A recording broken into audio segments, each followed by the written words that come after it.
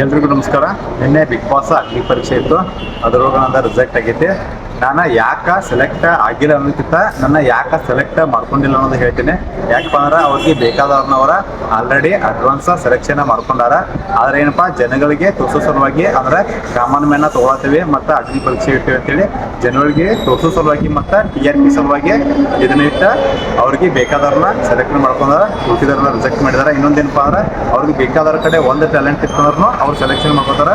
ಅವ್ರು ಬೇಡದವ್ರ ಕಡೆ 10 ಟ್ಯಾಲೆಂಟ್ ಇದ್ರು ಕೂಡ ಅವ್ರ ರಿಜೆಕ್ಟ್ ಮಾಡ್ತಾರ. ಮತ್ತೆ ರಿಜೆಕ್ಟ್ ಮಾಡಿದಾರು ಕೂಡ ಮತ್ತೆ ಅವ್ರು ಸೆಲೆಕ್ಷನ್ ಮಾಡ್ಕೊಂಡಿದ್ರಲ್ಲಿ ಯಾರು ಕೂಡ ಕಾಮನ್ ಮ್ಯಾನ್ ಆಗಿ ಯಾರು ಇಲ್ಲ. ಬಿಗ್ ಬಾಸ್ ಐತಲ್ಲ, ಎಲ್ಲರೂ ಕೂಡ ರಿಯಾಲಿಟಿ ಶೋ ಅಂತ ನೋಡ್ತಿರ್ತೀವಿ. ಬಟ್ ಅದ ರಿಯಾಲಿಟಿ ಶೋ ಅಂತೇಳಿ ಯಾರು ಕೂಡ ಹಾಕೋಬೇಡ್ರಿ. ಆದ್ರೆ ಏನಪ್ಪ ಅಂದ್ರೆ ಒಂದೇ ಎಂಟರ್ಟೈನ್ಮೆಂಟ್ಗೋಸ್ಕರ ಮಾತ್ರ ನೋಡ್ರಿ. ಮತ್ತೆ ಇನ್ನೊಂದೇನಪ್ಪ, ನಾವು ಅವ್ರಿಗೆ ಊಟ ಹಾಕಿಸ್ತೀವಿ, ಅವ್ರಿಗೆ ಗೆಲ್ಲಿಸ್ತೀವಿ, ಇವ್ರಿಗೆ ಊಟ ಹಾಕಿಸಿ ಇವ್ರಿಗೆ ಗೆಲ್ಲಿಸ್ತೀವಿ ಅಂತಲ್ಲ, ಅದೆಲ್ಲ ಸುಳ್ಳ. ಅಲ್ಲಿ ಒಳಗಡೆ ಎಲ್ಲ ಅದು ಬೇರೆ ನಡೆದಿದೆ. ಬಿಗ್ ಬಾಸ್ ಶೋ ಐತಲ್ಲ, ಇದು ರಿಯಾಲಿಟಿ ಶೋ ಹತ್ರ ಅಲ್ಲೂ ಎಲ್ಲ.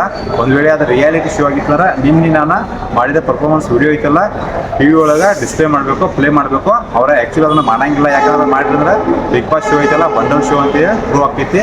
ಯಾಕಂದ್ರೆ ನನ್ನ ಪರ್ಫಾರ್ಮೆನ್ಸು ಹಂಗೆ ಐತಿ. ಮತ್ತು ನಾನು ಜಡ್ಜಸ್ಗಳು ಕೂಡ ಏನಪ್ಪ ಅಂದ್ರೆ ಕ್ವಶನ್ಗಳು ಹಾಗೆ ಕೇಳಿದ್ದೀನಿ ಮತ್ತು ಎಲ್ಲಕ್ಕೂ ಆನ್ಸರ್ ಹಂಗೆ ಮಾಡಿದ್ದೀನಿ.